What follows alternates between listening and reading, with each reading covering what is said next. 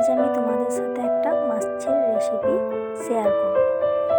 এর জন্য প্রথমে মাছগুলোকে ভেজে নিয়েছি, তারপর সর্ষের তেলের মধ্যে তেজপাতা ফোড়ন দিয়ে পেঁয়াজ কুচি দিয়ে পেঁয়াজগুলোকে লাল লাল করে ভেজে নিতে হবে।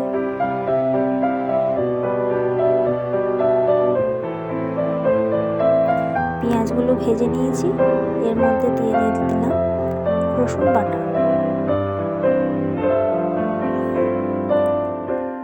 এরপর এর মধ্যে আছে আদা বাটা, জিরে গুঁড়ো, হলুদ গুঁড়ো আর লঙ্কা গুঁড়ো। এটাকে জলের মধ্যে ভালো করে গুলে এতে দিয়ে দেব।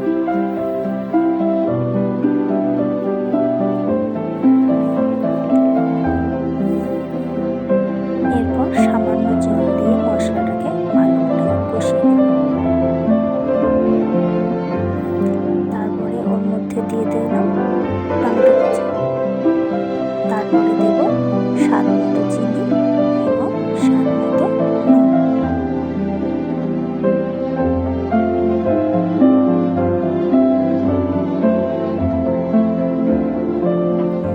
এরপর শেষে দিয়ে দিলাম সর্ষে বাটা, কালো সর্ষে বাটা।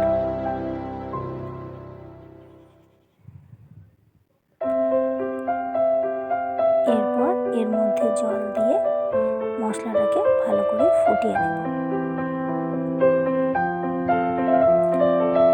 এটা ফুটে গেলে